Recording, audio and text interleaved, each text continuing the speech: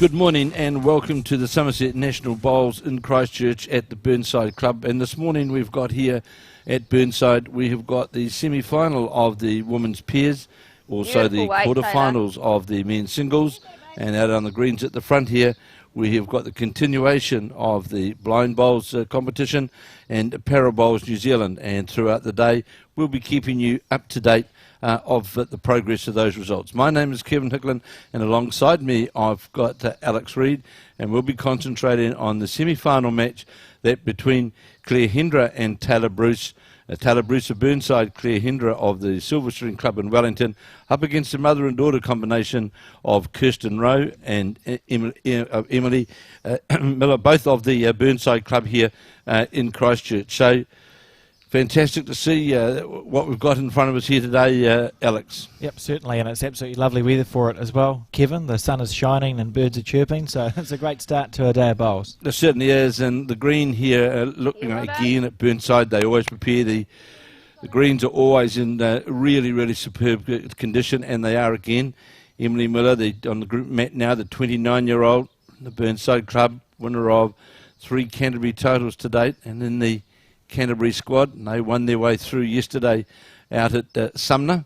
As we watch this bowl, the last bowl of Emily Miller's on this, the first end, breaking down towards the jack now, will sit right on, literally on the centre line.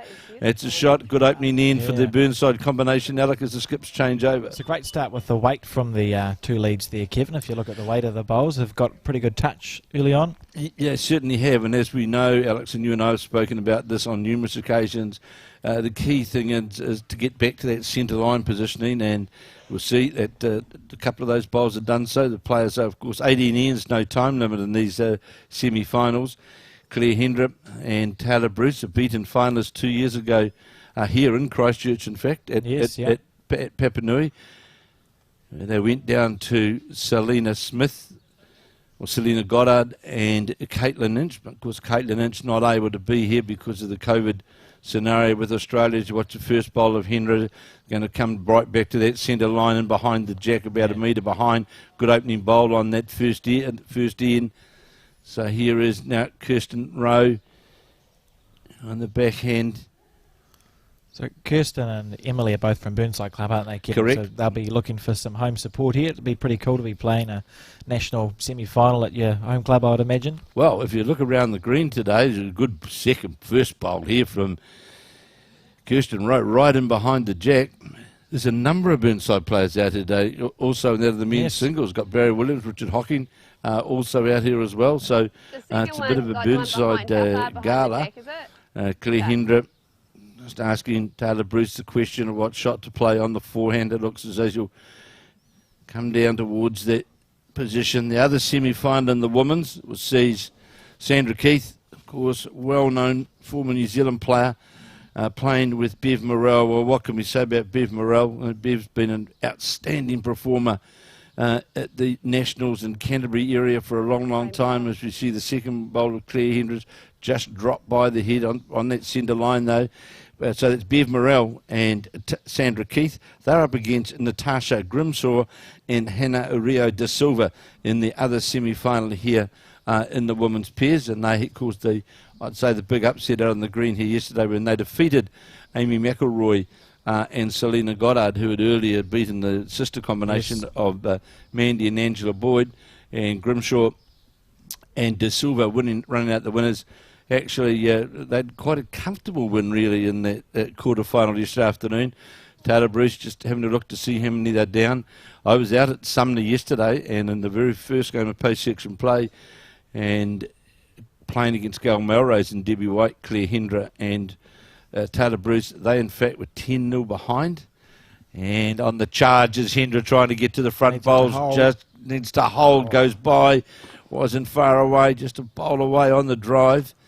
And then they won their next 2 games, Clare Hendra and Tayla Bruce, 14-13. So they had a pretty tough three games yesterday on the green, out at a beautiful city out in Sumner.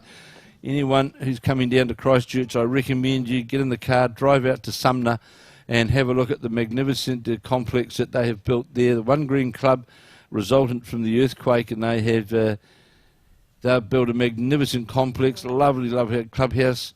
and big glass frontage looking out over the green area.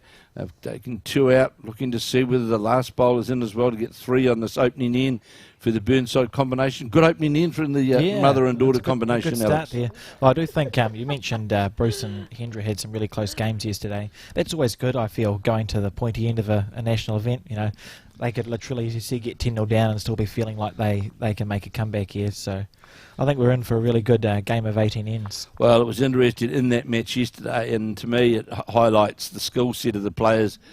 They adjusted the length, the jack length, and it certainly worked in their favour. And they scored over 4 ends. They scored 3 threes and a single, and there it goes. That makes a big difference, doesn't it? It'll do the trick. It'll be interesting to see if we see a similar strategy in this game, depending on how it goes.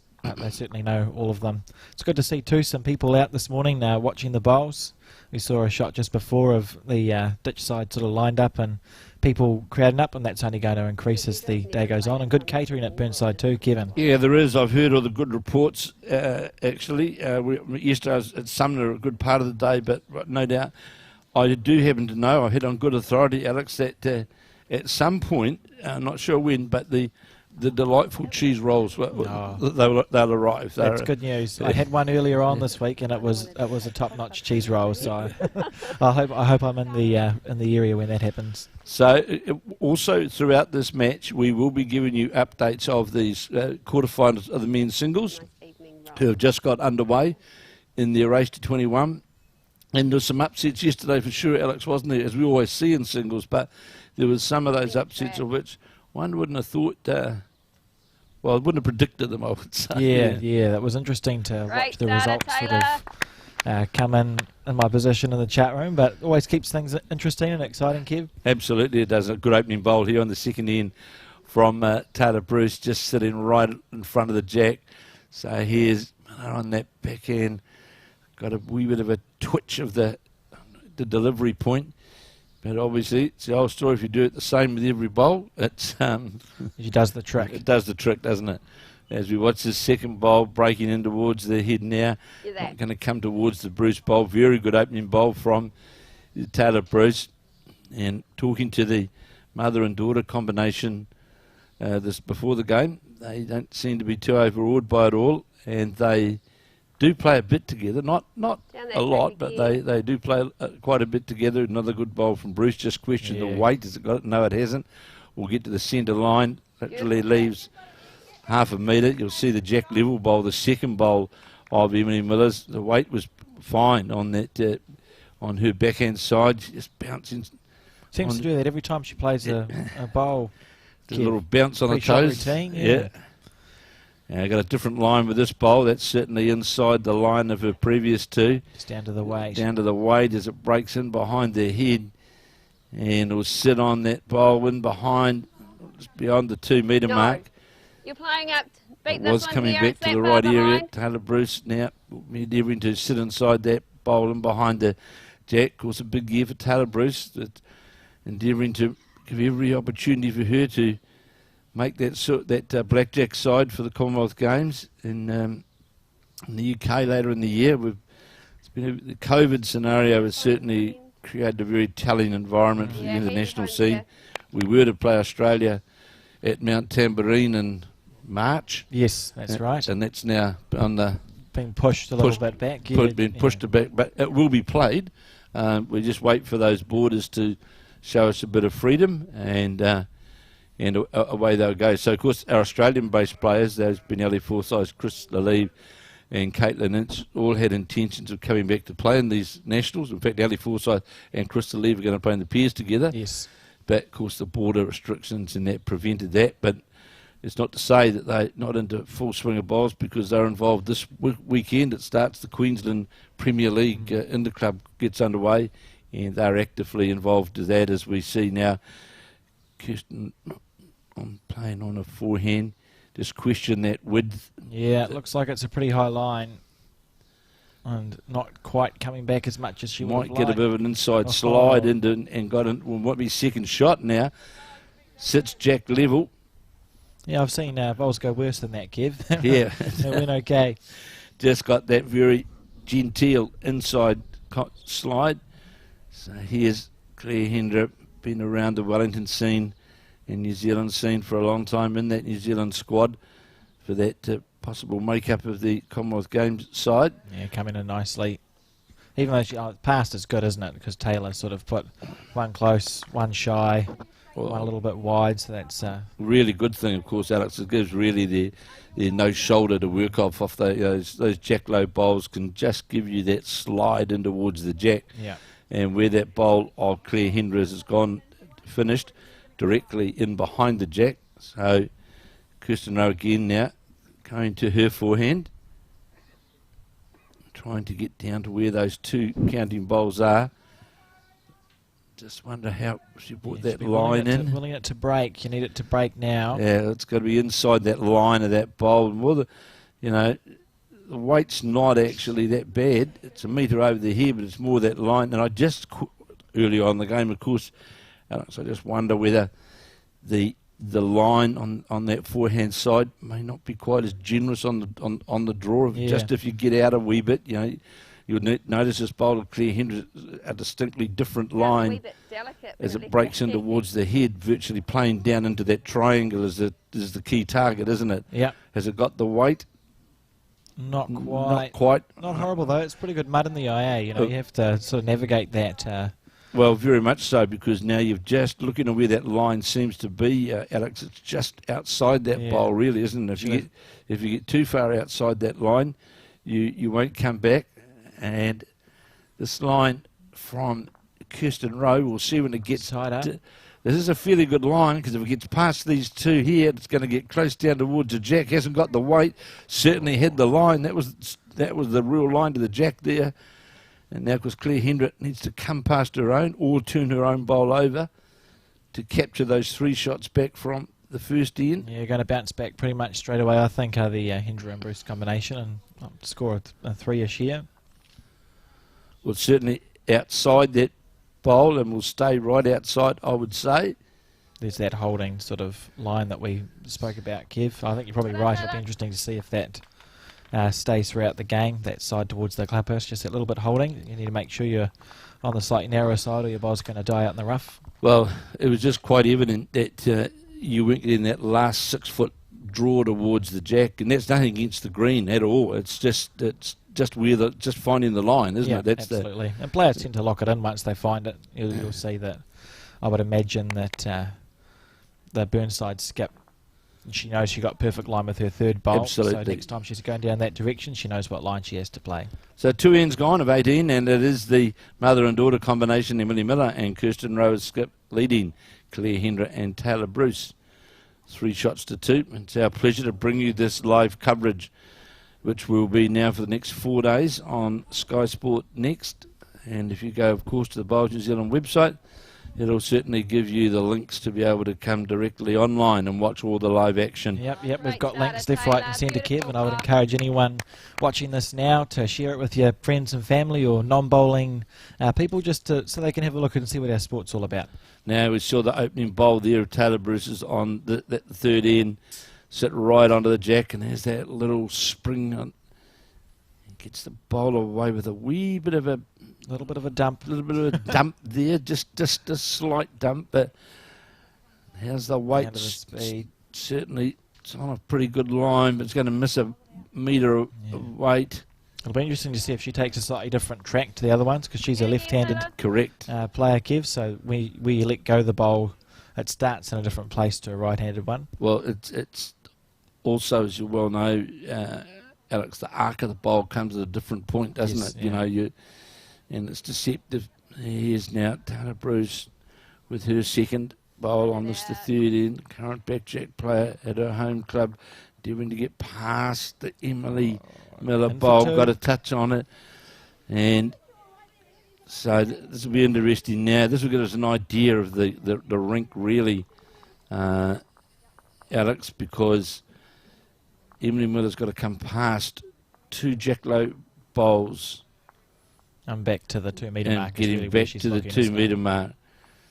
And see it just hanging, just not coming as much out there. And of course, one tends to put the weight on to get around that bowls, and that's resulted. Yeah. And to stay alive, that's fine. Only that Just far you'll off. see they're sitting Track's beyond the done 2 it. metre mark. So Tayla Bruce really on the backhand got an ideal opportunity here. Just get past her, and of course you can lock the head up early. Yeah, can't it's a you, great Alex? opportunity for your lead, your third bowl of the lead. You've got 2. You want to play a perfect third bowl and go, there you are. You're 3 down. What are you going to do? And you lock the head up and lock the options up. Tayla Bruce on the wider side will be over the head, and Clare Hendra she won't be too concerned about that, because there's a chance there with that jack and shot bowler sitting that Kirsten Rowe may well attack that head to get down through the port there to get to the jack or the shot bowl. So here is now Emily Miller on her forehand. It's a different line There's to the what. line. Now, how far is this going to come back? Taking interest in this is the mother, Skip, Kirsten. It's going to come back towards this, come right back to the centre line. And although it be the second shot, I would say, and that's a good position where it's really finished, Alex. That's So, a good shot there. that attacking shot is on down through there now, isn't it? Playing as a good pace line under the. Well, in fact, that's Kirsten. That's Emily's bowled in front as well. Yeah. That can easily be turned into the head. So there's a weighted option down there to where that jack in the bowl is. I think Emily and Kirsten were talking about that, so they'll wait and see what Claire does. But if she doesn't clog up the front, I suspect we'll see a bit of weight.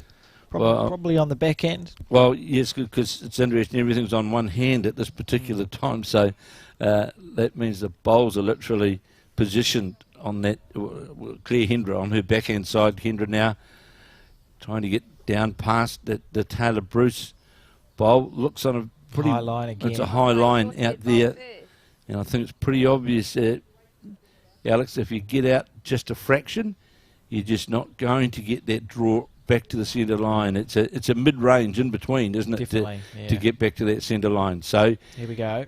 this looks like weight to me from Kirsten, and it is. She's on her forehand, I think, Kev. It's a harder shot. Well, in my opinion, it's certainly a harder shot because you got bowls to play to on that backhand side, especially the Leeds bowl sitting out there in front of the head. Not going to do any damage if you take it out. If you miss a few feet wide on the backhand, you're through the split. Correct. Clare Hendra's adjusted the line with this bowl, that's for sure. That's definitely on a narrower line and should get reward for it coming down towards the Tayla Bruce bowl now, and might get a turn out of it. Doesn't matter. And finishes jack level. To me, the best option.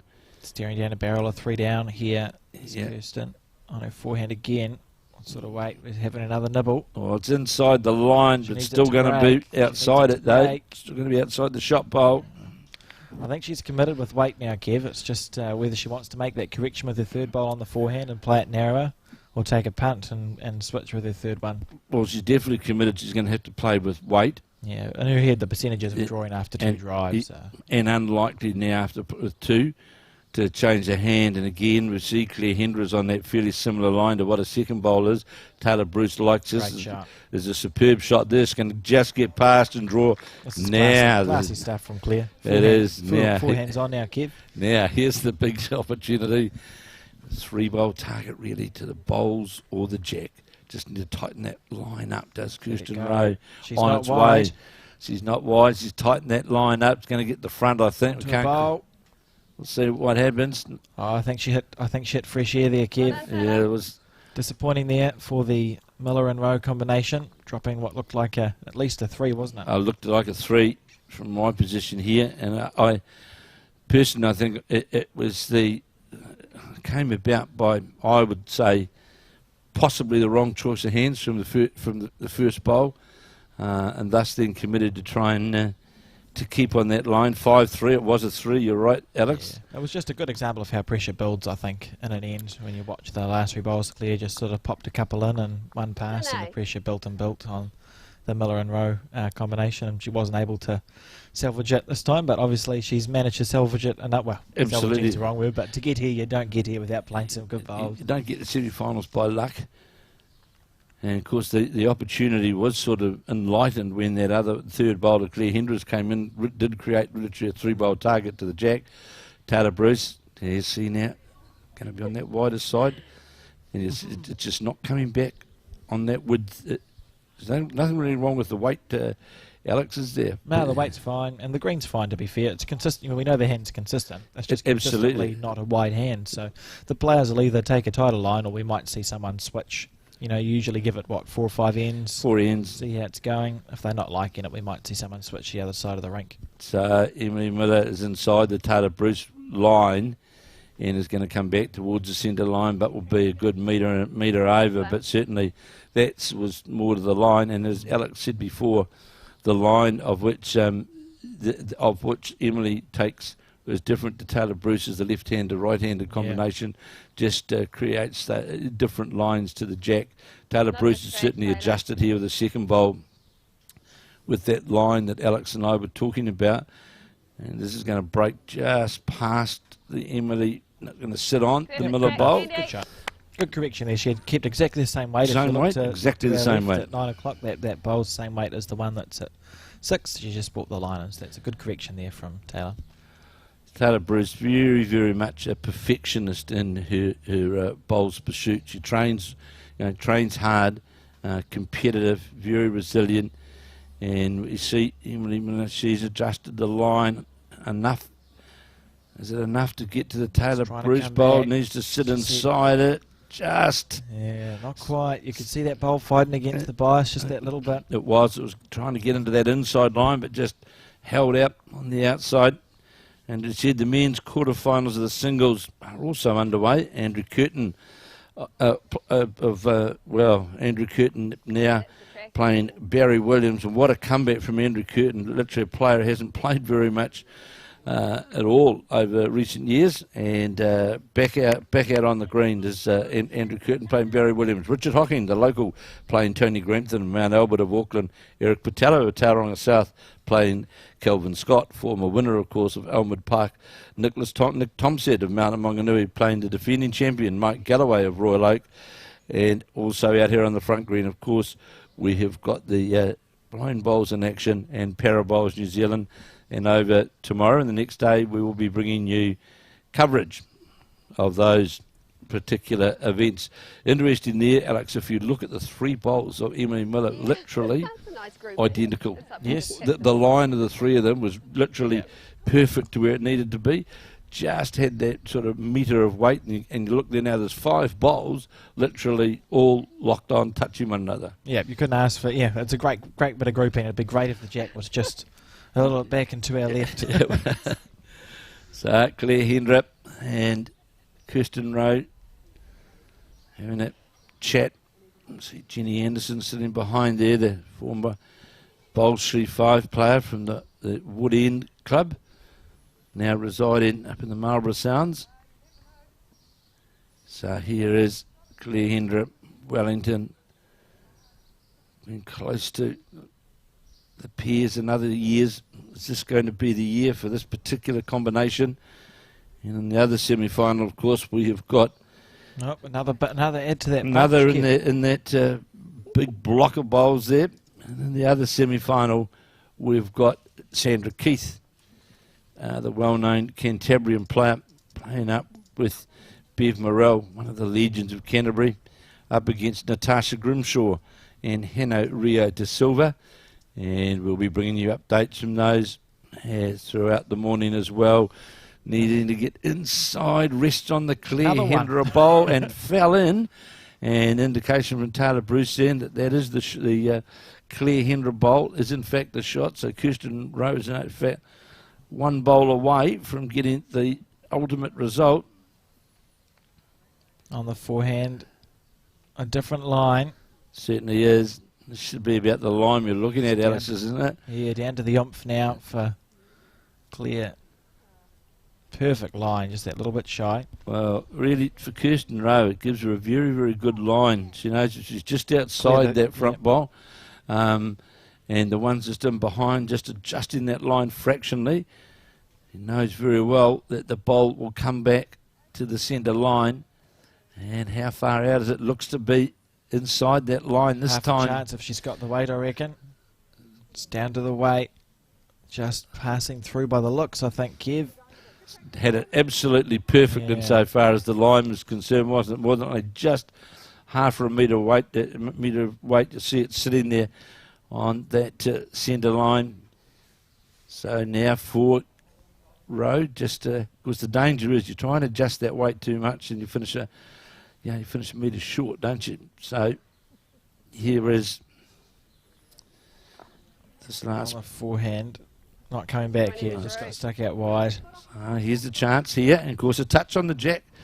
If she was to touch the jack on that, make 2 shots of it. Yep, for sure.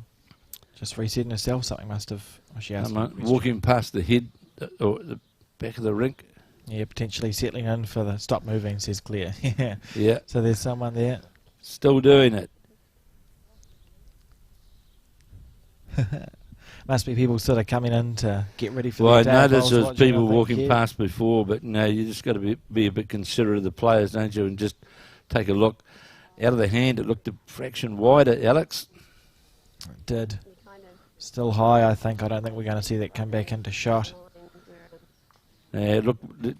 Yeah, perhaps a bit of distraction there for Rowe. That was not a good bowl. Just the one. Disappointed with that. Well, she had unfortunately, had about 3 attempts on the mat prior to delivery, and there was movement in behind there. So we see Tayla Bruce, the Burnside player, who actually, the point of Tayla Bruce taking up lawn bowls is very, very interesting. When we had the World Championships here in 2008, yes, and of course Burnside is the headquarters, playing for Australia, of course, at that stage, was the very young New Zealand-born Kelsey Cottrell, playing in the Australian side. And Taylor's parents, both members here at Burnside, Tayla came along to watch. Yep. And got enthralled by watching the young Kelsey Cottrell from, it was down Timaru way she was born.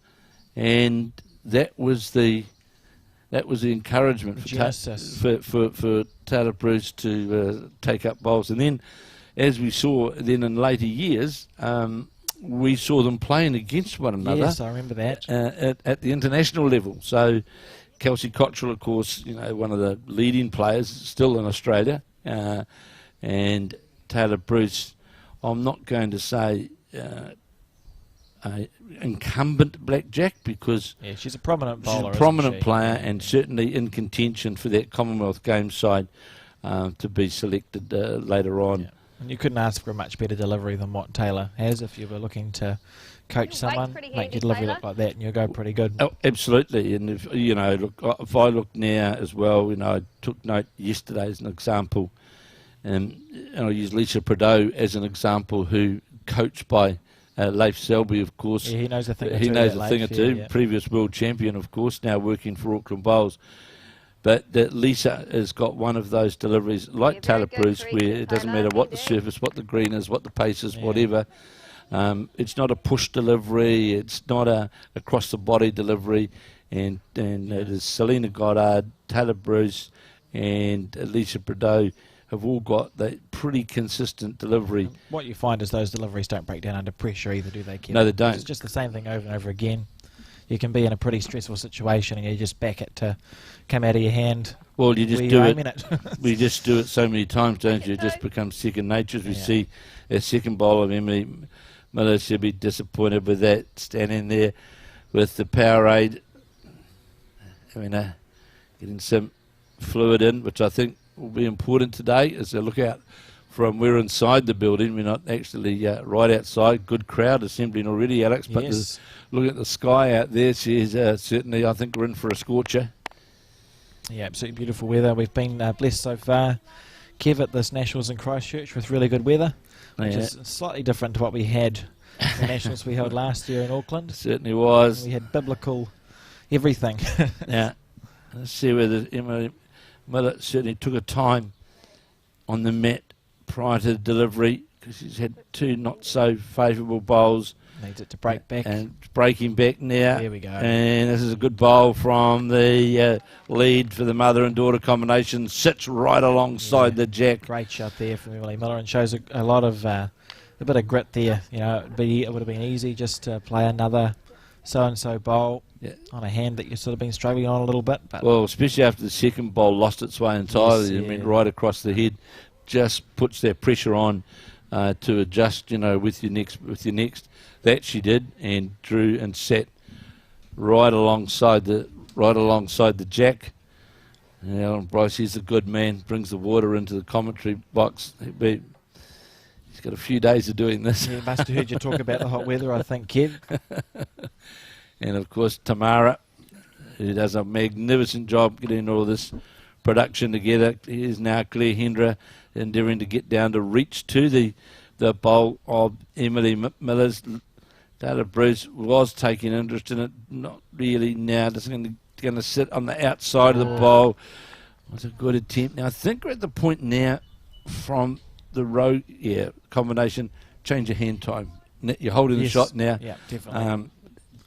And Julie, that's exactly what Kirsten Rowe's now done. Gone to that forehand.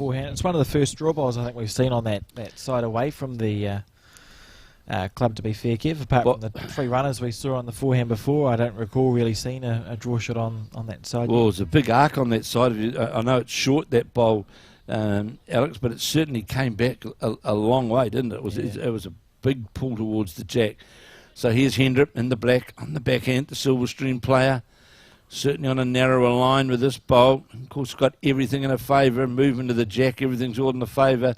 Wants it to keep holding its line. Holding the line to get to the off. jack. It's going to go by, but we'll sit on another one. It just goes by. 2 pretty well played bowls there from Clare. Now, change your hands, says Emily. Emily, she's that daughter instructs her mother quite firmly. Go back to the back end. Well, the other thing, of course, here, they need to make sure they've got they're in danger of a jack trail here or movement, which certainly could go bad for the mother and daughter combination. Out wide is Kirsten Rowe. That won't get back to where they need to be. So do we play that same weight, or do you it is the same weight that's going to be played by Hendra. A touch on the jack or roll the bowl over. She'll be thinking halfway in between the first 2, and I'll have 3 points here. Absolutely. So here now, Clare Hendra on the mat, and it's given it perhaps a bit more weight. Yeah, a little bit more purpose to this bowl.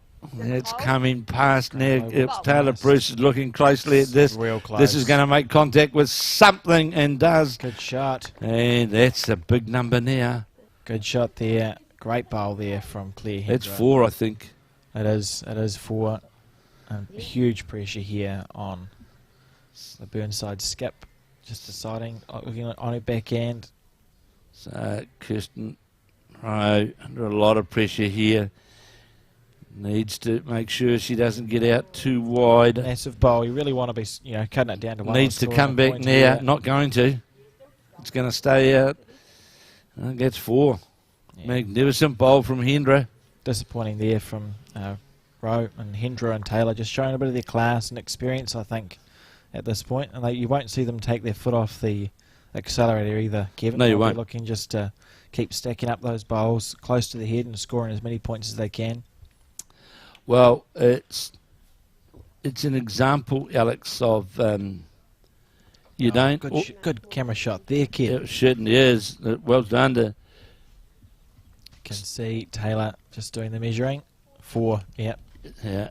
Oh, that's a 10-3 lead now. That's marked the 15 down. I think Alex is a big end in the game. Yes, I agree with you. That was a good shot, a good turnaround. A good bowl from Clare, making that correction off her first and second. She played 3 good bowls, really, and got rewarded for them. Well, the lesson in regards to that as well is, you don't always have to have the shot. If you've got bowls around the head, you're going to give yourself a chance to get the shot. Yeah.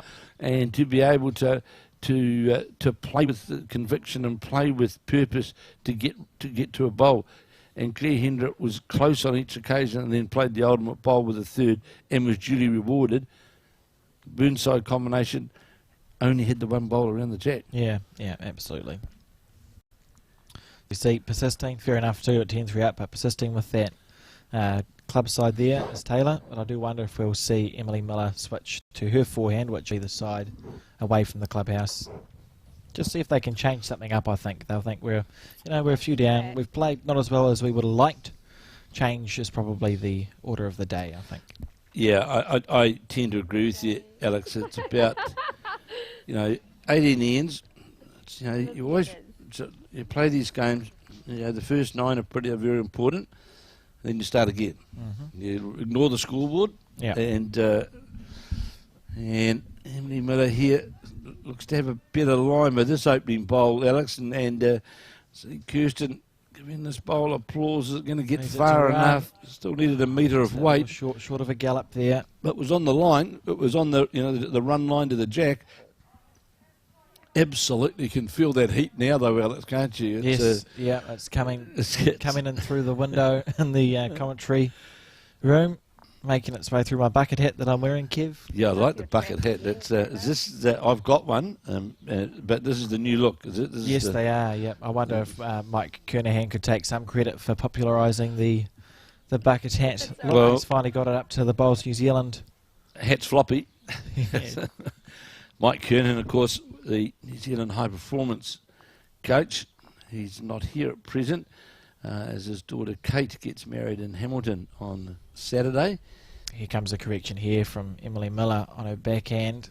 Just needs to sit She'll be inside. willing it just to hold that little bit. Got a touch. Those are only that far behind. Beautiful Wait, line Andy. twice now. It's just finding that weight. They seem to find one thing or the other. It can happen sometimes in bowls. But Kernan, he'll be here. He's already assured me the last 2 days. Mike Kernan will be here, and no doubt we'll be walking around the green here at Burnside, and he will certainly have a bucket hat on, that's for sure. Start turning. And I can hear Clare Hendra there saying to Tayla Bruce Bolt, here's the change. Do you change on your third bowl, Alex? I say no. Yeah, I'm always reticent. I think you should have enough information from your first two to make a good correction for your third, Absolutely. or you make the call early. Scoreboard's against you. If you're going to change the first bowl. Don't change to try and save, especially in the lead position. Yeah. But a great attempt there from Emily, came back towards the centre line, but It's not a horrible end on the crossover, but we're going to need to see two good bowls here from Kirsten Rowe, I think, to try and, or even actually, to be fair, scoring 1 point is good because you're stopping the rod, aren't you? absolutely And then you change, get the opportunity change to the length, change the mat. You can do a lot of things. And there should be room there to draw the shot. well, there is. There's actually, from the mat, I would say, from the car park end here at Burnside, there's a good line there to draw in between those two bowls for your vision point. There's a good line there as Clare Hendra electing to go to her backhand, and of course they're in a position where they can control the head, and Clare Hendra will be quite happy if she draws to where those two bowls of Emily Miller's are in behind the jack, because the movement will be out towards there, certainly on the wide side. To run that little bit more. It's coming it's a back. bit freer on that backhand side. And that's pretty much perhaps only two rolls away from. Now I'm surprised from a scoring perspective. Again, the hand that been played here, because there's better chances of, I feel, on the forehand. But we'll see where this bowl of Kirsten Rowe's. So you might, daughter. That's lovely. Don't be worried if you're short with one. That's subtle, isn't it, That's Kev? subtle, Mum. Yeah, I just feel when you're down in this position, Alex, and you have got that front bowl there, that you can. It just gives you a better vision in towards the head. Yeah. So here's this bowler Hendra. This is really putting the pressure on. If this gets another couple of rolls to count, and now the danger, of course, stay here is getting yourself in a predicament where you start running into bowls on the backhand. The backhand again. Looking at that bowl.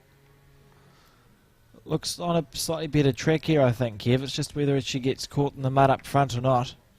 We can't quite see. The header's going by. Still just slightly overplayed. You still holding, Taylor? Jesus. Two shots you would have heard in the microphone there from Tayla Bruce. Your two. Oh, okay, yep. So on the backhand here is Clare Hendra.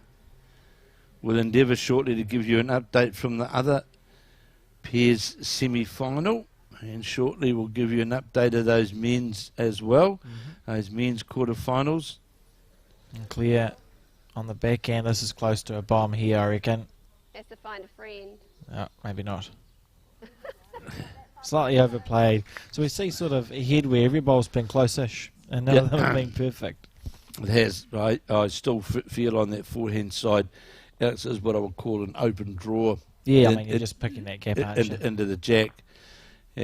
How's this line look here from... Just going to ask it to hold, I think. Breaking in towards the head now, and needs some luck. Better weight, but it's still down. Yeah, it's a game that's beginning to slip away from the Miller and Rowe combination here. Two it is. Two more to Bruce and Hendra, so they now find themselves steering their down the barrel of a 12-3 deficit.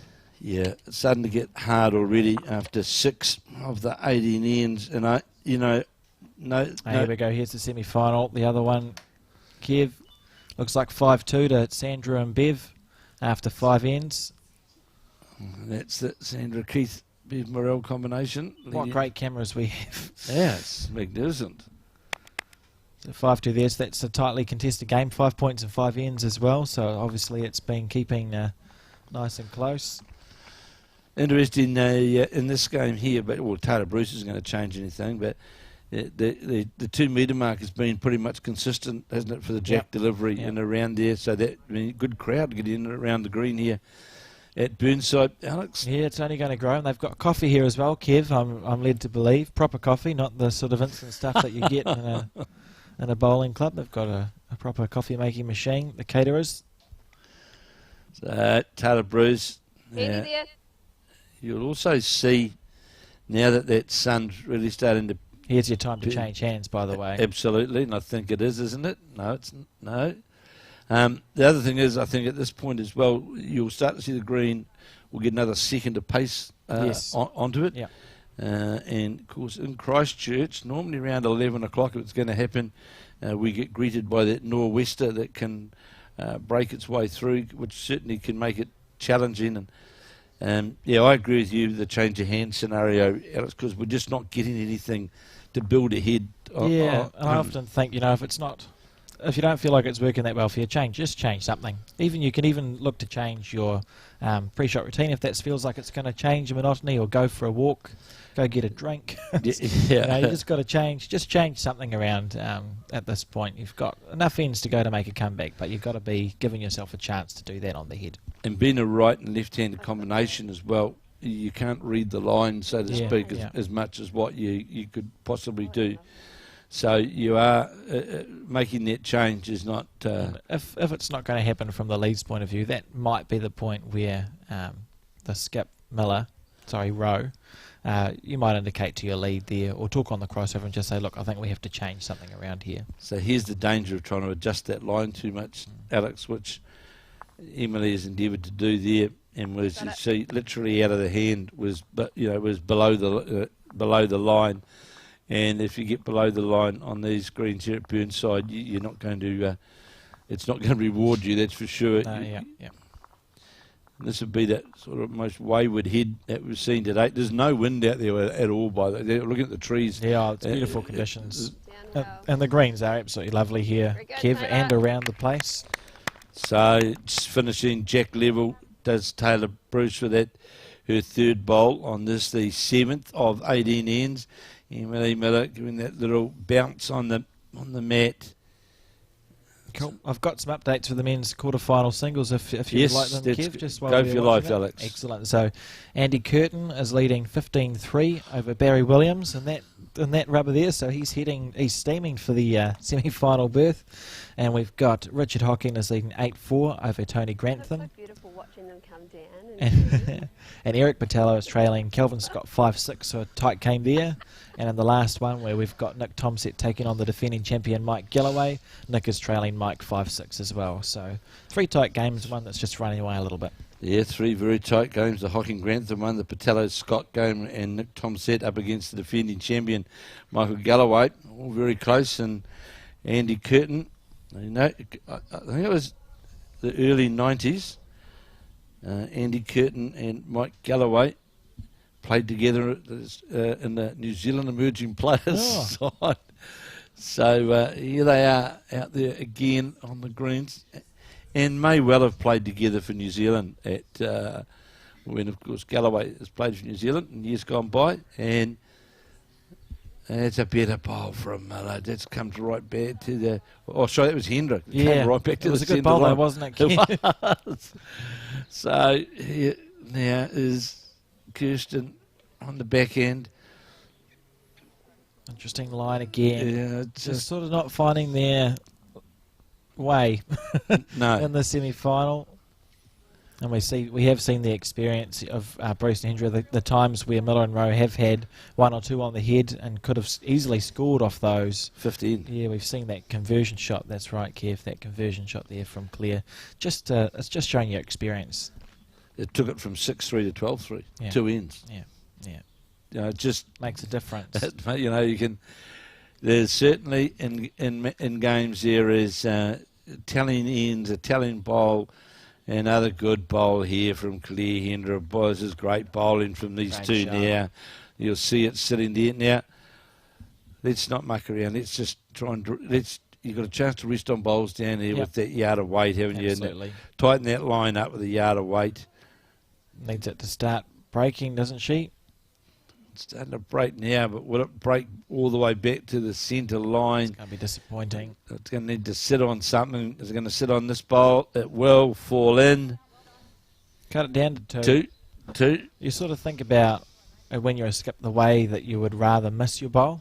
That situation, she would have preferred to miss narrow with that rather than wide because you're missing narrow onto your shelf of bowls. Absolutely. So, let's just see with this bowl of Clare Hendra's again following that similar line to her first two bowls, and this is breaking in towards the head, and this again now. Do you have a nibble? Is this a nibble time? Oh, certainly it is. I think it's nibble time. You could go. She could No, play that's not the shot. Forehand nibble. With weight to the ditch. This is a. Oh, okay. This is a hard shot. If she nails it, I'll be very impressed. Yeah, it'd be a big effort to nail it from there, and it's on a good line. Hasn't got the weight to get the result. That was certainly had to be attacked. Yeah, I think it sort of looks like a nice inviting target there to hit on the forehand. And we're going to see another couple of 3 there to the... Well done, Taylor. Yeah, good bowls there from the Hendra and Bruce combination. 14-3 now after 7. And I'll just come back to that point, Alex, of that drive or that weighted shot that Clare Hendra played on that 15 to score the 4, 1 bowl on the head. Yeah. Turned it around. Turned it around now into an 8-shot situation. Yeah, without sounding too dramatic, I would say the situation for Miller and Rowe is looking pretty dire at the moment, Kev. they need to just find something from somewhere.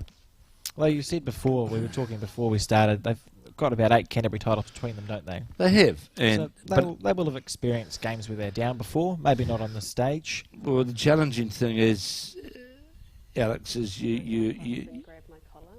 you're trying so hard, obviously, and that you can be missing by a couple of centimetres and be desperately unlucky. Oh, great starter here, but Taylor. it's getting this start. This is the big thing. And again, you'll see Tayla Bruce giving a great start off the front, sitting as a toucher on jack level. So Emily Miller will come down on the back end, got a bit of a head shake then. And what that meant, trying to come back towards the Bruce bowl, won't do so.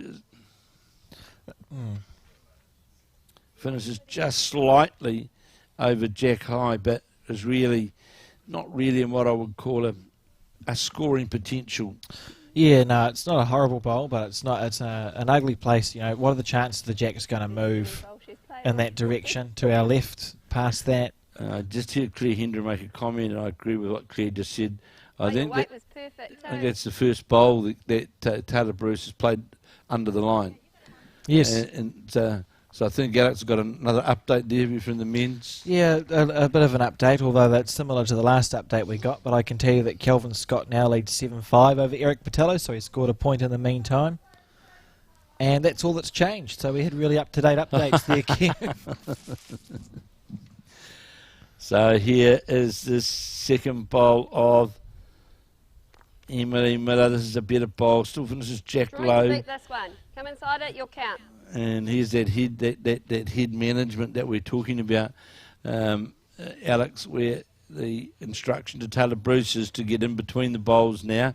Yeah. And to in doing so, of course, you restrict any those scoring chances or numbers, and needs to finish inside. This bowl of Emily Miller's going to finish outside it or sit on it. No, it's not. But Very good home there. Yeah, great home. Comes right to the centre line. That's the difference in headspace now between the Bruce and Hendra combination and the Miller and Rowe. Bruce and Hendra are thinking we've got, 10 ends left. We're leading by 12. If we score on 3 ends and restrict the scoring down with 1, you know. Well, one, two, over say 4 ends. You can live with that. And just make sure you don't drop more than a 2. Correct. And I think with the consistency of the draw, I see that unlikely. It would be, it would be surprising. So that's why, With weight? I don't mind this as a change in something. You know, even if she misses, what she's going to here, narrow on her backhand, you can sort of reset your brain. You know, you play a run shot. I agree. Agree entirely. It's get it out of your head. Get it up there. Yep. Is that crowd assembling in here at Burnside on the back green here? None of them with a coffee in their hands yet, Kev, so No, they've been there's kept not. well awake by No. the bowls. I can see there's Tayla Bruce's mum, who's more than likely, I'd hate to count the number of games of bowls that she's watched. A few, I think a few. A great worker here for the Burnside Club. Both her and her husband, great workers for the club. Yes, Richard Bruce has been very helpful from the Burnside Club here. He's been in charge of a few bits and pieces and getting the nationals ready and doing a stellar job. Yeah, he's a great, always been, he's a really good guy. And well, to be fair, Burnside and other clubs as well are always so accommodating when you have these big events to make sure that everybody gets looked after. Now, so seeing that we had Emily drive, do we continue that run for the Jack here? It's a good question. I think that's what they've spoken about. Yes. Yeah, that's not a bad. Half a chance. That's not a bad idea, Half a chance actually. needs to hold. Just was not far away at all, and I think that's the best option to go for now. I quite like that changing game plan too. From the Miller and Rowe combination, they obviously must have had a chat at one of the crossovers and said, "Look, something needs to be different here because we've tried something for 8 ends and we're now 15-3 down." Well, what it means is it just makes it different of how Clare Hendra and Tayla Bruce can play the head. Now, of course, yes, the danger comes here though on the attack, is that if you do get the Jack into the ditch, you got to make sure you go clean with it here. Yeah. Because looking how the back is, you need to be with the Jack. So on the attack again, It's tight. it is, Just underneath. I don't think, And they're pretty quiet there as the cater had landed right.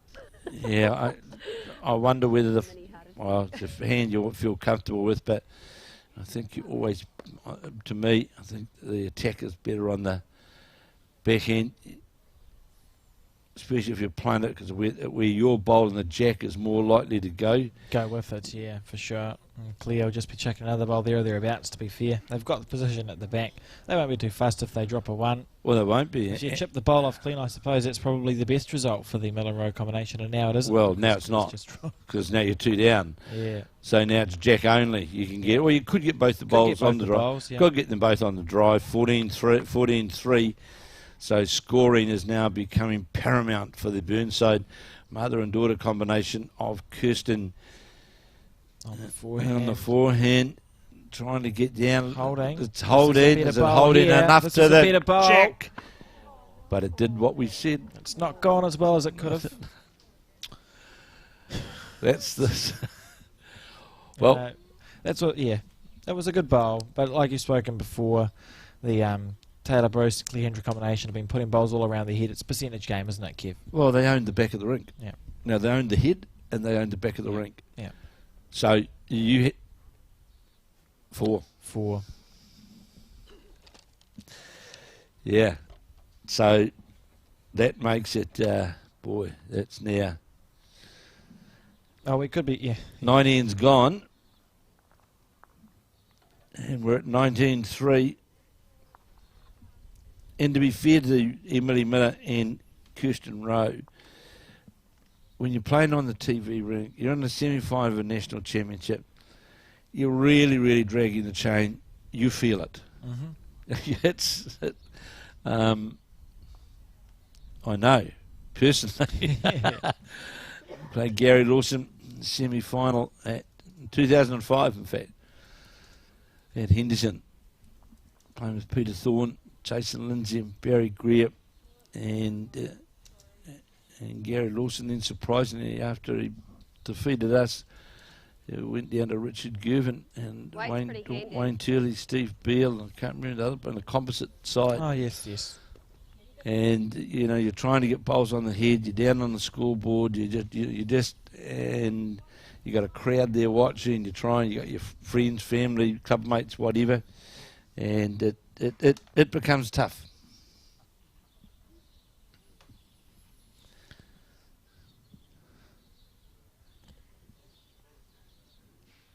Yeah.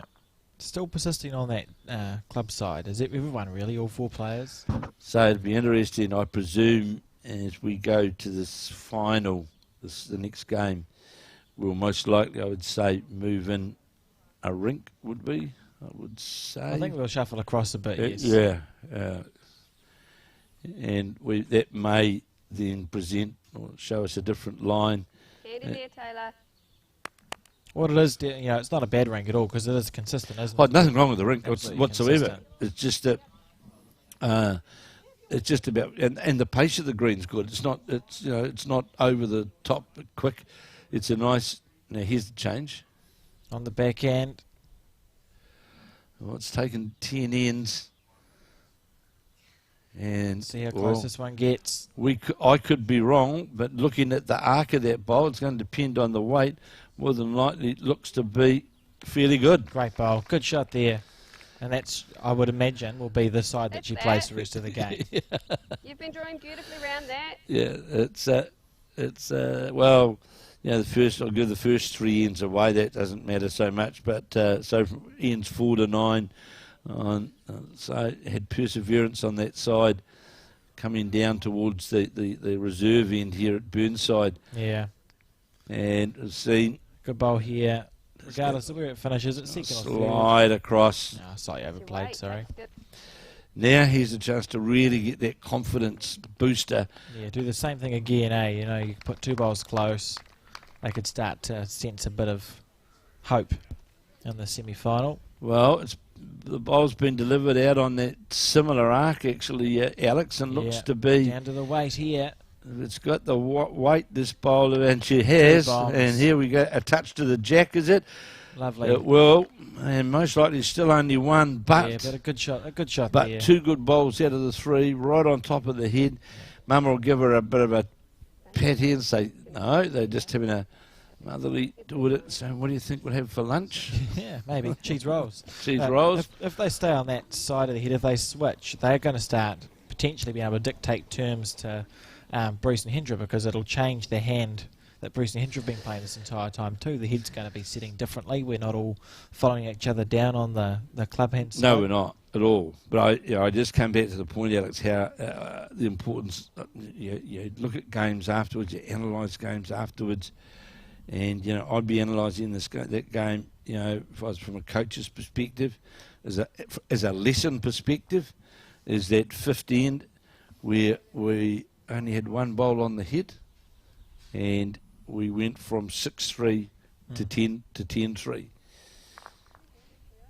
and from then on it's been one-way traffic. Yeah, very much so, one-way traffic. Here we go. We're going to see a forehand shot by the looks. Of course, that other semi-final, it's also been played here alongside here, is Natasha Grimshaw and Hannah Rio da Silva up against Sandra Keith and Bev Morrell. And the last cross we had was Sandra Keith and Bev Morrell were a couple of shots in front. Good bowl here from and we'll endeavour to bring Kirsten, updates to and we'll that get an sort of update final. shortly on that. Here's Playing our under mine. yes, that's the call, clear. Play under mine with just that reaching weight. And of course, the important thing is once you play under that line, you've got to hold your line up, have the weight to hold that line up, Alex, don't you? So you're not sliding away from the head here. So playing with more weight is Clare Hendra to get down to that. See how fast it Might breaks. get her own Get bowl. a lucky result, Get a though. lucky result out of it. Oh, No, not got quite. nothing. Now. Here we go. Stack it up and pray to your gods, I reckon. Absolutely.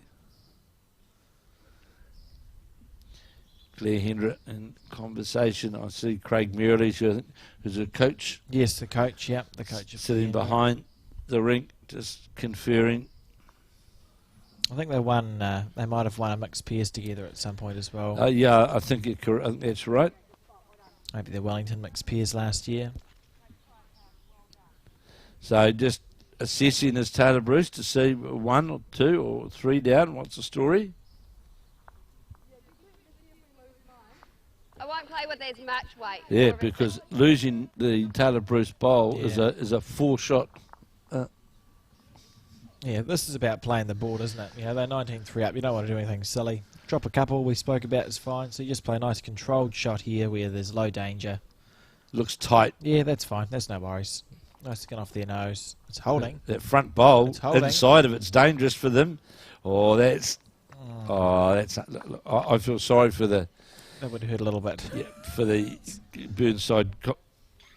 Burnside combination because they were holding possession of the head there, and Clare Hendra was off target. I can confirm that our first semi-finalist has been found in the men's singles, and Andrew Curtin has defeated Barry Williams of Burnside, and Andrew Curtin, former New Zealand player. Someone could trip me up here, but I think the winner of 9 New Zealand titles. That sounds right. And world champion, of course, that's unlucky. I dropped a 1 there.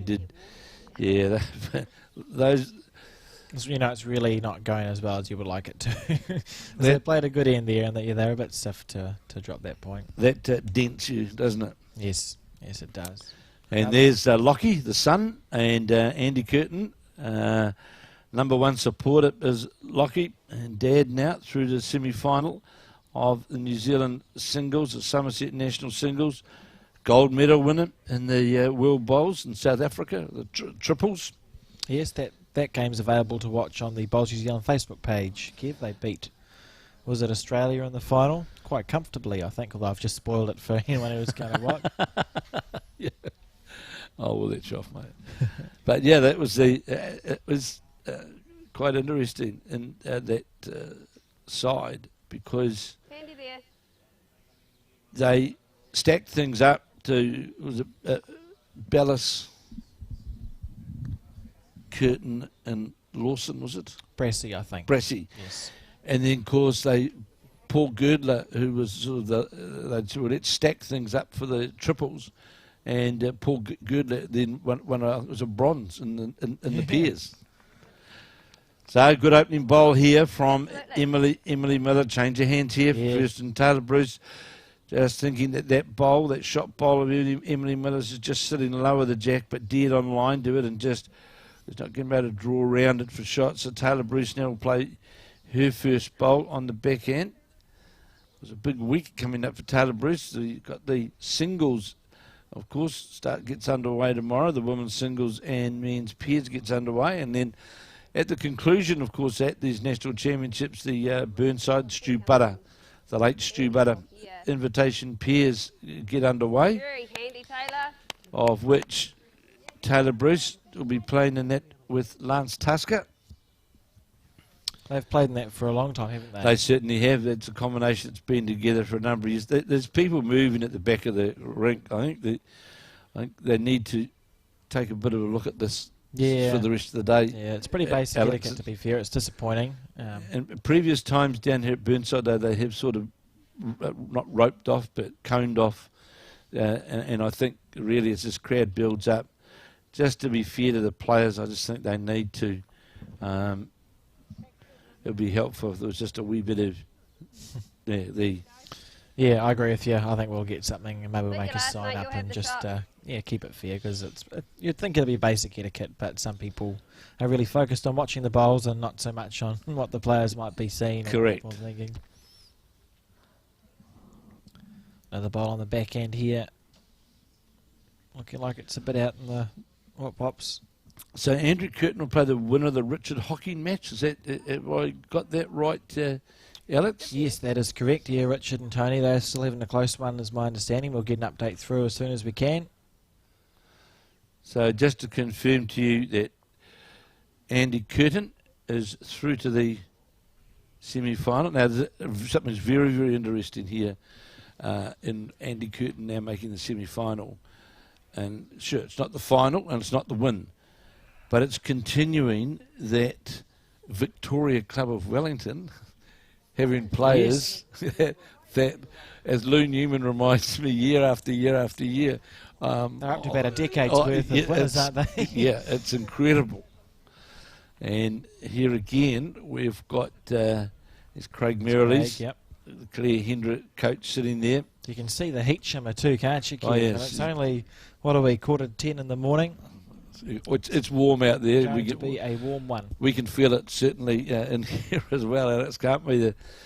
And there's, well, maybe a little zephyr of a breeze, but certainly, nothing really. So here's Hendra on this, the 11th of 18, on the back end. Playing the mother and daughter combinations, Kirsten Rowe and Emily Miller of the Burnside Club here in Christchurch. And now the semi-final, we've got Sandra Keith of the Leaston Club in Canterbury, playing with Bev Morrell out of the Canterbury Elmwood Park Club, and up against the combination of Natasha Grimshaw and Hannah Rio de Silva. And we'll give you an update. We'll swing the camera around shortly on that game to give you an update on how that's looking. Yeah, they had a good... We had the green out in front of us yesterday, Kev, at Burnside, and there we had Mandy and Ange Boyd and Sandra Keith and Natasha Grimshaw and Selena Goddard. It was incredible bowls out in front of us for all those 3 rounds. Well, I saw the finish of the McElroy Boyd game, the last end of that, and by goodness, Amy McElroy played 2 absolutely superb bowls. She did. I think they were all locked up, 14 all or something, I think it was, playing the 18th end. And Amy McElroy, Hendra, just played to get the touch on the jack, missed it. Yes, and the last 2 bowls, Amy McElroy certainly played a couple of superb bowls, but then going down in the next round to Natasha Grimshaw and Hannah Rio de Silva. Yeah, that was some good bowls to watch. And Natasha, we watched her yesterday just in front of the chat room play Minna Paul. That was another great game of bowls there. Went down to pretty much the last end. So it's been a good event, and the greens have allowed good quality bowls, and we have seen sort of the cream rise to the top, if you will. There's been lots of good games. Well, I know it sounds harsh, Alex, but I'm sure from a New Zealand selector's point of view, it's what you're wanting to see, isn't it, really? Absolutely. Trying to get the jack. Has she got it this time? Yes, she has. Bomb. Look at this. What a bomb there from What Claire. an absolute... Let's shake hands time. That's brilliant. 1, 2, 3, 5, I think. Oh, that's great. And that's, that's the smelling blood. That's the experience there. She's 20-3 up. It would have been easy to just get a little bit relaxed. But That was well played. Play a good shot. So here's Rowe trying to get to the bunch to get some result. Gets touched through What the a jack. shot. What a bowl. 5 down. Played through the bowls to the jack. Absolutely magnificent bowl. 2 superb bowls, Alex. We've gone from 0 to 100, Kev.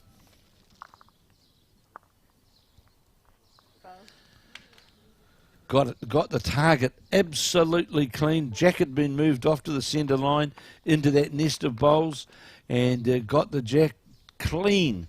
Did Kirsten Rowe, and sat alongside it for shot. Well played by the Burnside skip.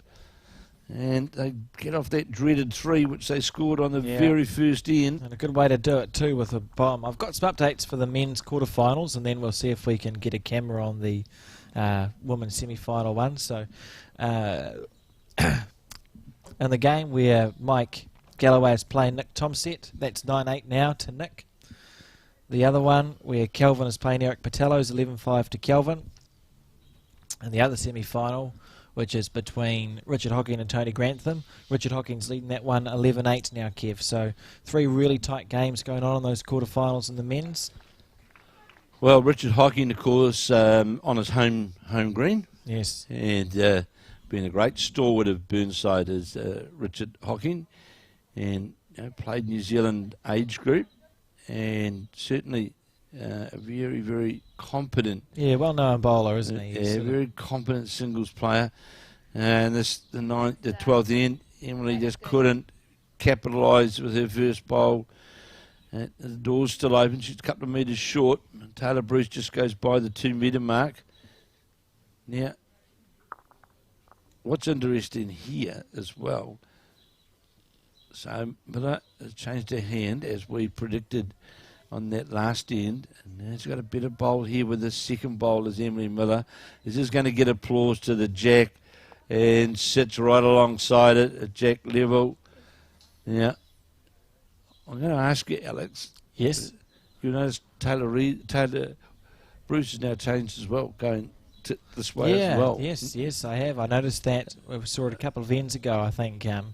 The side to the club must have been blocked, and we saw Emily Miller switch, and Taylor followed her down. And so I just wonder, as you and I spoke about earlier, whether there's actually a kind of draw at the finish, like the last, say, 2 to 3 metres towards the jack. I think if we look at this here now, we've got 4 bowls that are right down the centre line, and that indicates that the players are finding that green maybe just more natural, because they are both consistent, but it's probably more natural just to take that line than it is on the other side. Well, absolutely, because they just didn't seem to be working their way right on that sweet draw back to the centre line.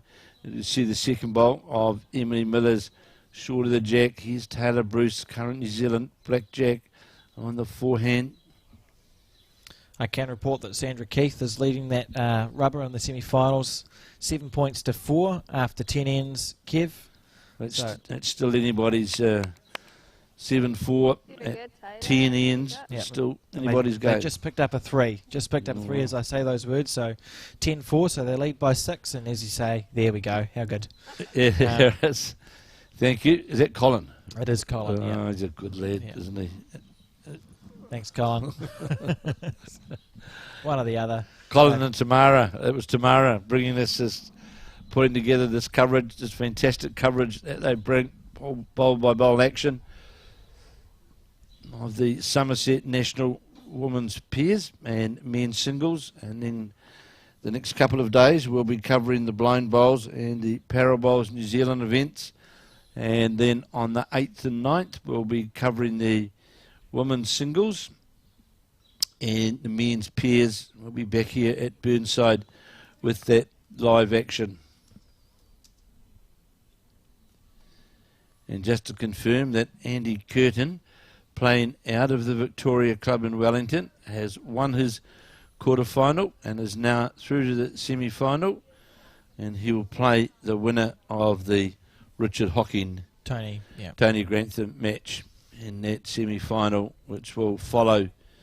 Our next game we'll be bringing you as the final of the women's pairs, and then this afternoon we'll be bringing you the singles, men's singles, and I can tell you that the next final of the women's pairs we'll have sitting here as well with me Val Smith, the current New Zealand Bowler of the Year, another shot coming in here for the Burnside combination. Good bowls there. Val will know a thing or two about being in pairs finals, won't she, Kev? Absolutely. She's played in a number of them.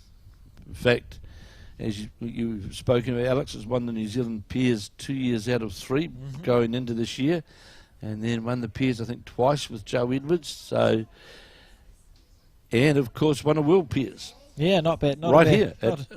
Here at Burnside, as we see Clare Hendra now trying to sit on close to sitting on the front of the bowl. just goes by, falls out, but was certainly on line to sit on the bowls and make shot of it. So can now Kirsten Rowe repeat? He's got that fairly good line again. It's going to depend on the weight getting down towards the jack area. Going to sit and turns the bowl over of Emily, and just heard Tayla Bruce just say then to beat your last. Well, really, Clare Hendra sat on her last bowl, would go close to shot. So here is Hendra on the forehand, the Wellington player. And certainly, I'd say, Alex, right throughout this match, Yes. Clare Hendra has shown very, very much consistency with her line. Yeah. And Another well-played bowl there. she's done that end after end after end, that consistency in the line. And it's just to see whether that front one came in. No, it didn't come in. So it's a two there, a the two. inside pair. Was that 2, Taylor? Oh, I thought it was 3. No, it wasn't 3, Claire. Clare Hendra, you might have heard in the mic then, thinking that she was 3 down, but no, not to be. It was just a 2. And the crowd still building there at Burnside. Just to reconfirm, we'll just go through those scores one more time, Kev. So Keith and Grimshaw in that match, that semi-final, Sandra's leading 10 points to 7. Now, on the most recent updates, How far are you up? over on the men's quarterfinals, the Tom Set versus Galloway rubber. Galloway, the defending men's singles champions, leading that game 12-9, first to 21, of course. Eric Patello and Kelvin Scott. Kelvin now leads 13 points to 5 after being 7-5 up, so he's beginning to sort of get away with that one a little bit. And in the last quarterfinal between Richard Hocking and Tony Grantham, that's tied up at 11-all. Well, Kelvin Scott, of course, you know, a Canterbury singles expert.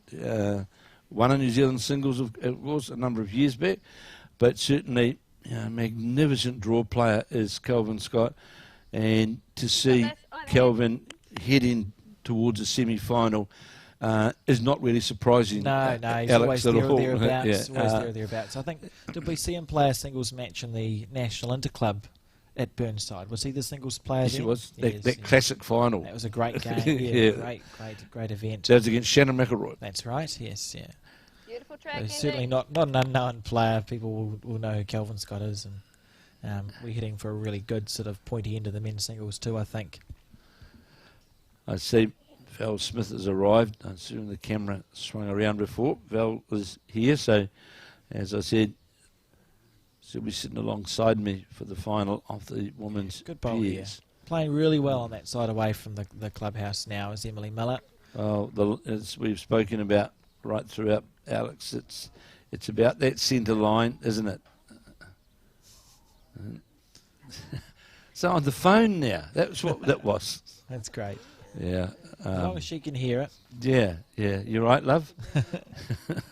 So Yeah. what's the equation now, Kev? You've got, 14 points to score in 7 ends, is it? Well, I look at it this way. Very good, Taylor. It's now become, there is Val Val. Smith, Lisa Burdett, Debbie White, they've all arrived, staying on a farm somewhere out at Prebbleton. Right. They have adopted. My goodness, that lady's taking quite some time to get the shopping list for the supermarket finalised on the phone there, Alex, isn't she? Supermarket shopping's a dangerous pursuit nowadays, Kev. So Emily trying to reach inside the Tayla Bruce bowl, just fell a bowl outside it. Yeah, I'd say this is now a 2-end game. If I score in the next 2 ends, we'll see what happens. But if I don't, we shake hands after 14 because that makes sense. They just got to Miller and Rowe have just got to be thinking we need to just be scoring end upon end upon end here. And you've got to pick up at some point. If you're going to stay in the game, you've got to work to pick up a 4 or 5. Yeah, you need a number to make it because you're not going to. It's unrealistic to think you're not going to drop an end in the next 6. Well, singles aren't going to do it for you, are they? No, they're not. So you're right. They need to just score 1s and 2s, and when they see a chance, they need to take it. And conversely, like you say, Hendra and Bruce just score an end, score 1 or 2 ends, and that'll make it just about unsurmountable. So here now is Kirsten Rowe on the backhand, the Burnside skip, Canterbury player, winner of 5 Canterbury titles. Looks to be on that length of head. Could well be on the high side. It is coming back, but will it come back far enough? It's got good weight, but it's going to go by.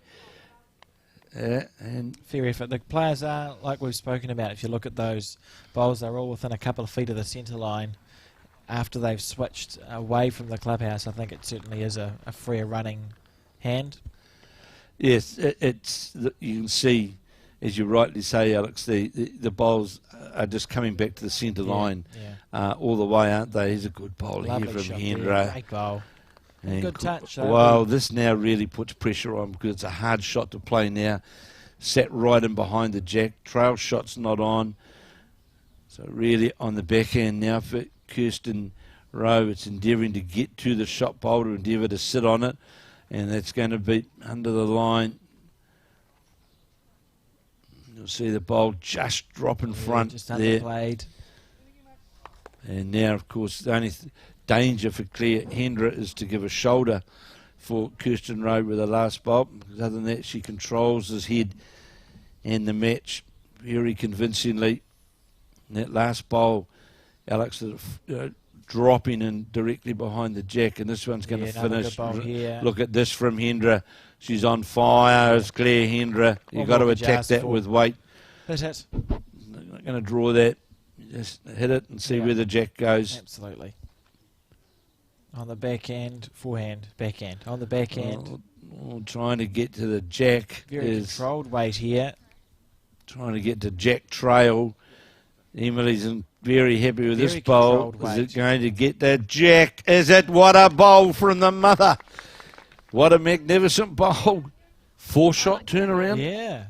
Good shot. I wouldn't have done that. No, I wouldn't have done that. That's for sure. A great bowl. It'll be interesting. So it's Claire got those. She's got those 2 pink bowls that we see at 12 o'clock, or we saw at 12 o'clock. Just be interested to see at hand that elects to play. Yeah.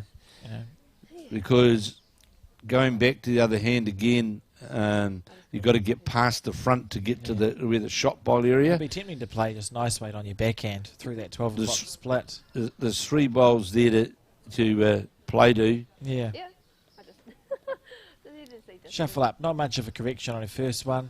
Well, all the chances in the world, really. You could try the natural draw, but you could miss by 6 inches and still be a couple down. You can miss by more on the backhand and get a good result there. So I think we'll see Claire on the backhand, just sort of bowls to run into with weight. Or she could be on the forehand. Well, this is the harder shot option because needs to get directly around that front bowl as well, but of course it's still got scoreboard control. She's Alex, that's you can play with a bit of confidence. Oh, look at this! Well. She's playing this well.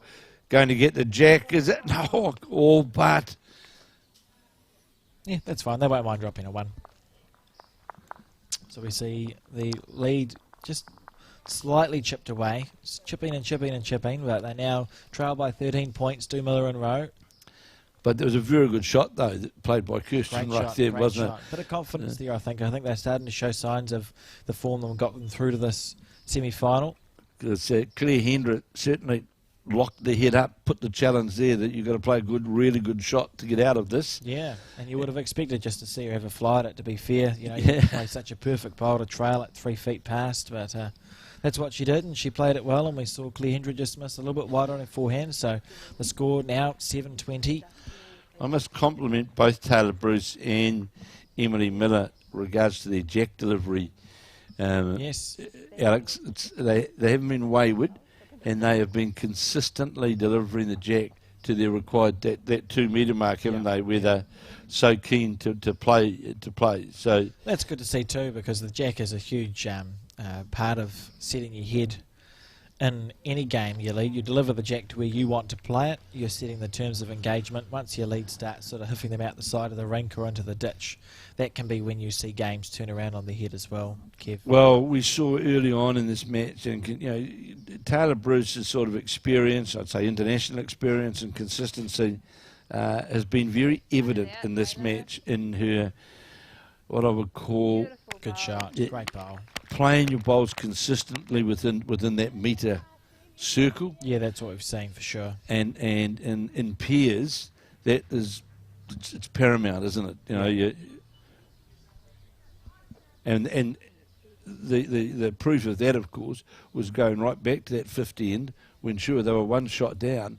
Was the Bruce and Hendra combination, but they had the bowls sitting all around the head. All around the head. Yeah, you're right. And Clare Hendra was able to play the conversion shot, and because there's been 2 fours scored, you know, they got a 4 on the 5th and a 4 again on the 9th end. So here's Tayla Bruce again, 2 short bowls from Emily Miller. Should be disappointed with those. And well, it's going to go in behind their head down towards the 2 metre mark, and that's good leading. That's good leading.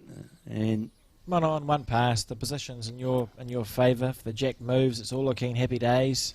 Well, the other, you know, if you talk about the international game, especially on, say, England as an example, where the Commonwealth Games are going to be on those slower greens, Alex, that's the ideal situation that you want. Down. Has it got the weight to get to the jack? Can I finish jack level with it? Yes, it will. Good enough. Because you know that in the UK, if you draw a bowl in that vicinity, the pace of the greens enables you then to be playing with that reaching weight all the time. So if your second bowl then goes a metre behind, it's good position play. And Tayla Bruce again, see the consistency of that line. And it'll work in behind that shot bowl, and it does. Good bowl. It's tempting. It's tempting to think that they might be quite aggressive with this bowl, because you're either killing it or you're getting rid of the 2 things. They still need to try to score points here. You're not going to get points at the back. No, you're not. The question is, how do you bring 3rd, 4th and 5th shot into play? Well, the only way you can do that is you have to, with your first bowl, drive those first 2 bowls out of the head. That's what leave the jack level bowl as shot, and then see what happens after that. Absolutely. So I expect to see a drive here, maybe. I don't think so, but there's only one chance of a 2 here, and that's side movement, literally, of the jack. And on the draw again, but we saw Kirsten Rowe prove us very, very wrong in the last end, and it's going to go by. And really, what's happening here, playing that in between weight, trying to get jack trail. It's fine if you got back bowls, Kev, but they didn't have it in that situation. So I would have expected to see a drive shot there. Well, it's demolition weight you got to play, isn't it? If Clare Hendra is to finish on the other side of the centre line, it straight away negates. Or if she gets a touch on the jack, got to be careful, get it in the right place. Not get it side. She's fine. Yes, fine. And good enough. I mean, that position's perfect. So there's no way you can play reaching. Now, you've got to be right through. You've got to be in the car park, actually. You may as well. You know, if you kill it, it's okay because you get to have another bite of the cherry. But they've got to keep the ends ticking over in their favour. And can't be short. That's surprising. Well, you're literally trying to dead draw within 6 inches. You're 20 to 7 down. You're playing the 14th end. You're about 4 down on the head. You're literally sitting close to shake hands time. And what's happened now, of course, of that short bowl, it's made that real straight line attack shot. Yeah, good luck. Good luck finding a way to get straight to it. I don't see it on. And a touch of the jack here. Great bowling here by Clare Hendra. That's brilliant. What a brilliant shot. Outstanding. They're going to be a really tough combination to beat in that final. Well, I think as well, I'm not saying what has helped Alex, but they had 3 tough matches yesterday. Yes. In that first day of post-section play. You know, they were 10-0 behind Debbie White and Gail Melrose, and then won their next 2 games by 1 shot, 13-12, 13-12. And a 4 there. So Bruce and Hendra have come into the semi-final with a tough day at the office yesterday. Yeah. But what they've done now is they have stamped their authority in this Peers semi-final and are now saying to whoever they play, come and beat us. Yeah, they are, and it'll be difficult because they're playing some great bowls. Look at this. Look at this break-in. Are they going to get a 6 little trail back? Well, Clare Hendra has been ultra consistent. Let's shake hands time. Great surely. Bowls. Great bowls. Nope, they're still going. Okay, so while they're still going, I'll read out the most recent updates, Kev, that I have. So we've got in the game where Richard Hocking's playing Tony Grantham. Richard's leading 14 points to 11 in that match. Eric Patello trails Kelvin 7-15. Nick and Mike. And Nick Thompson and Mike Galloway is now 9-19 to Mike Galloway. So Mike Galloway scored a few ends in a row there, I would say. And in the women's pairs final, Sandra Keith and Bev Morrell now lead 10 points to 8 after 11 ends. Well, that other women's semi-final, that's certainly too early to call there, isn't it? That's very, very, very tight. Anything could happen there. Mike Galloway is sitting pretty comfortable. Yeah, 19-9 up as Mike on the top set.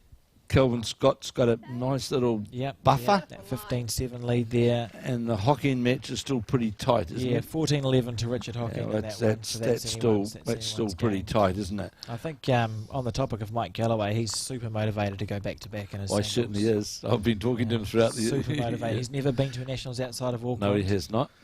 So he's ready to go, and I think he'll be a tough one to beat going through. His name's got to be close to being in the hat.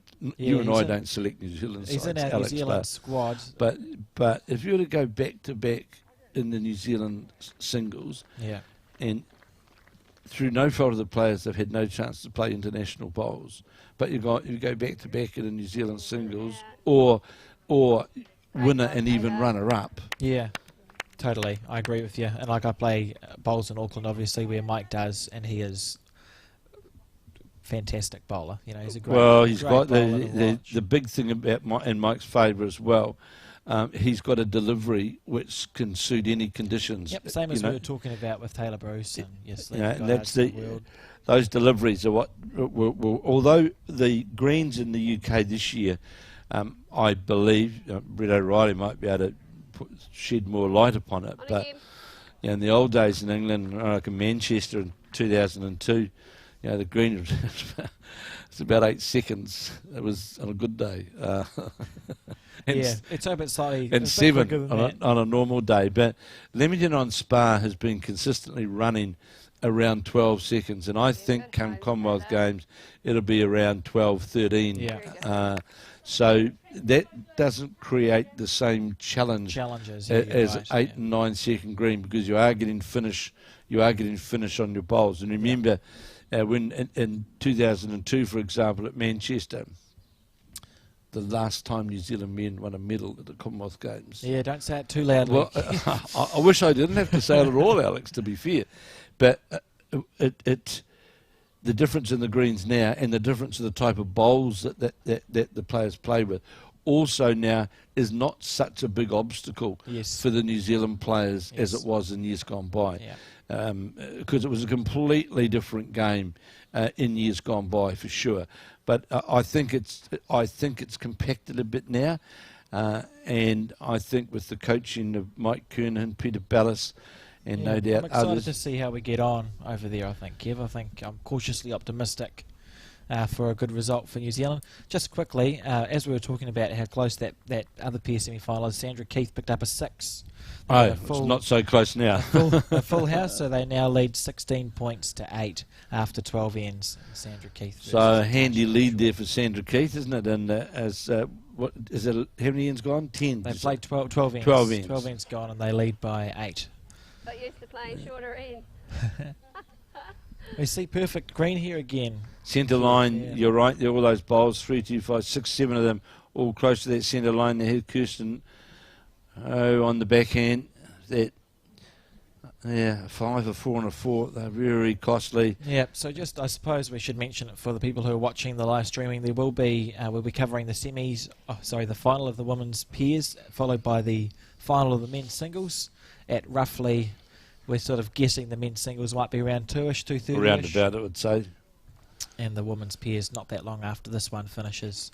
So that's scheduled in for 11:30, the women's pairs final. So share the links around with your family and friends and bowlers and non-bowlers, and see if we can't get some people watching those games. But Kevin will be in the seat the entire time, and we're going to have we'll make sure we bring him some water, and we'll have some good guest commentators in for the 2 finals. So yeah, Val Smith, be great to have the current New Zealand Bowler of the Year. She'll receive that award today, I believe. Yes, we're giving out some of the awards from the Summerset Awards. We weren't able to hold them due to a global pandemic, so it's a good opportunity now.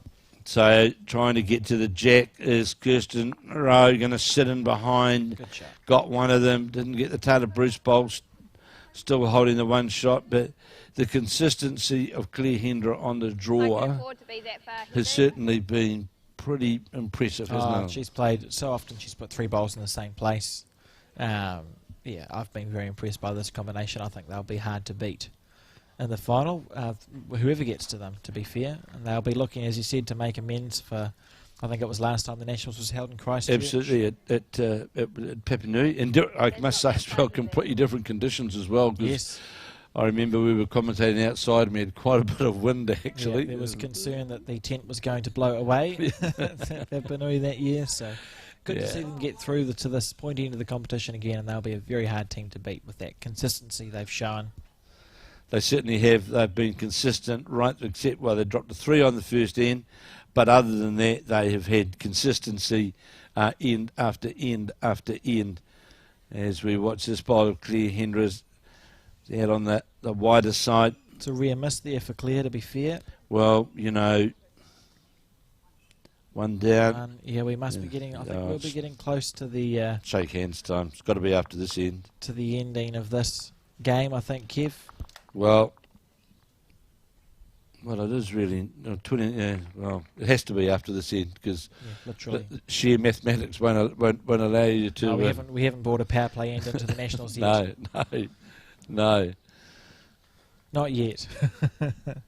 We'll see. But let's just hope that these conditions continue, Alex, for the remainder of the Summerset National Championships, because this is just outstanding weather that we've got down here in Christchurch. Oh, it's been absolutely brilliant, and the greens have been brilliant. We've only heard good reports. Well, that's the only reports we let into the office anyway, but only heard good reports from around the place. It's a good place to have it. I've just had confirmed to me by Brett O'Reilly, by the way, that the aim is at Leamington on Spa, where the Commonwealth Games will be. Yes. The greens will be at 12 to 13 seconds, assuming no rain, right? Yeah, so that is good. That's good news for the New Zealand side, or for all our Southern Hemispherians, I suspect, Kev, to just have it that little bit freer.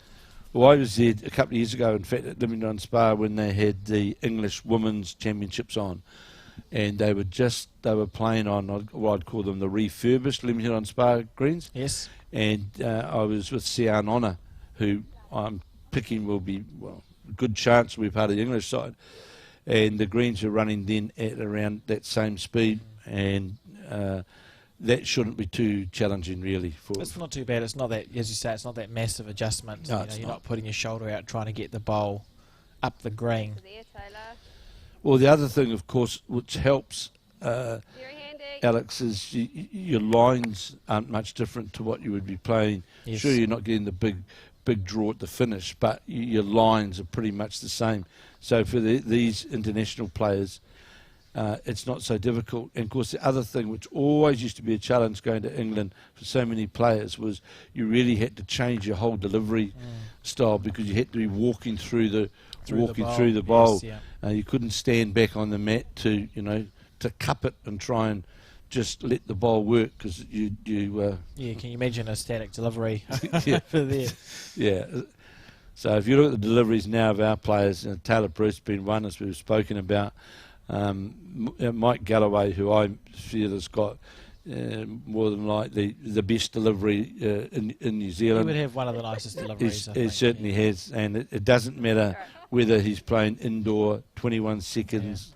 He told me he modelled it after Peter Bellis, Kev. Well, he tweaked it because they went to Hong Kong pairs together. Correct.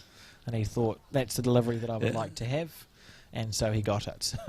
Not a bad person to copy a delivery of. And it's never changed. No. And it's never changed. When Mike, of course, first started playing, when I would call there was the Manawatu dominance. There was the Scoglins, there was Peter Shaw, and Mike Sellers, Vic and Wayne Sellers. There's some fantastic bowlers in the Manawatu, Kevin Wing, the late Kevin Wing. And Mike was sort of brought up in that era from a youngster at the Northern Bowling Club, where his father, in fact, was the greenkeeper at Northern. So Mike's been brought up right through that great era. Yeah, and we believe he's just got through to the semi-finals. So So he's made his way through to the semi-final, and he will play the winner of Eric Patello and Kelvin Scott. And Kelvin is 19-7 up on Eric, so in all likelihood we'll see that as one of our semi-finals. Well, that would be a fantastic semi-final, actually. Kelvin Scott v Galloway, because they're two very good draw players. Brilliant game of bowls. On the other side, Richard Hocking and Tony, who are playing for the right to play Andrew Curtin. Richard Hocking is leading that game 15-12.